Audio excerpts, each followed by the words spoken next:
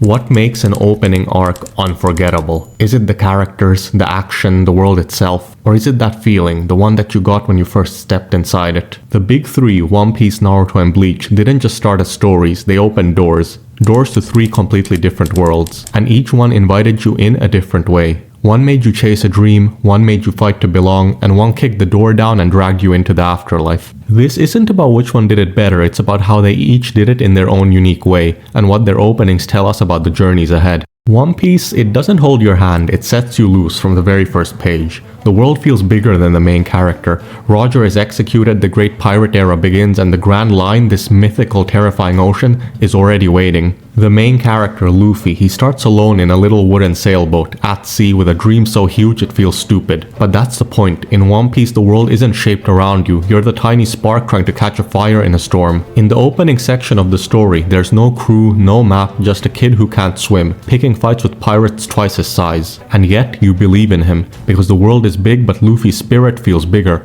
and from that moment on, you're chasing the dream with him. And Oda makes sure you feel the vastness of this world. The sea stretches out forever, every island is a mystery, and every name you hear, Shanks, Mihawk, the Grand Line, feels like a puzzle piece you haven't earned yet. Even the devil fruits introduced casually hint at a deeper chaos the world hasn't explained yet. It's not just the world that's vast, it's that you feel small in it, and that makes the journey feel real. Luffy isn't chasing some villain from the beginning, he's only chasing freedom, a freedom that feels almost impossible.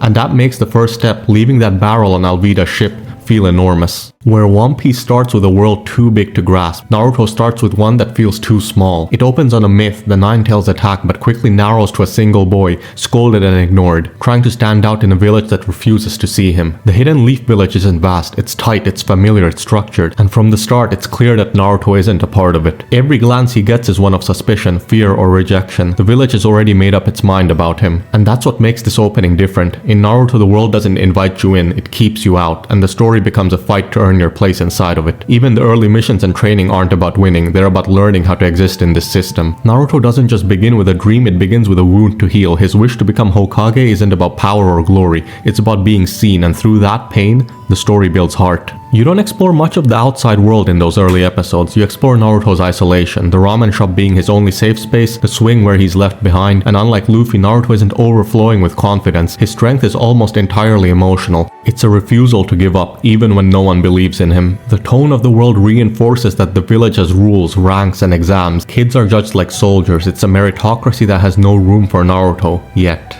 And that's what makes it hit, because when he finally starts to earn respect, when Iruka gives him that forehead protector, it doesn't just feel like a reward, it feels like a lifeline for him. Bleach, on the other hand, doesn't ease you into its world, it throws you in. You don't start with dreams or destiny, you start with fists, ghosts, a kid who sees things he shouldn't. Ichigo doesn't want to save the world, he just wants to protect his family, that's his entire goal, and in that simplicity, Bleach finds its weight. There's no exposition, no world tour, just strange things happening in ordinary places. The human world, the spirit world, the soul society, they all bleed into each other with no warning. And that makes everything else feel tense, urgent, and inevitable. Bleach's opening isn't just about understanding the world, it's about surviving it. And that's what sets it apart. Where One Piece makes you dream, Naruto makes you understand his struggle, Bleach makes you feel like something is watching you. Even the color palette is different, urban, grey, and dim. It's not fantasy, it's eerily familiar. Your world, but just haunted. Ichigo doesn't go looking for adventure, it literally crashes through his wall and forces him to make a decision, fight or watch people die. There's no lore dump, no clear explanation, and that's intentional. Bleach wants you to be as lost as Ichigo, because mystery is a part of the tone. And while Luffy and Naruto are loud about their dreams, Ichigo is quiet and distant. He carries guilt, not ambition, and that silence becomes Bleach's identity, cool on the surface but cracking underneath.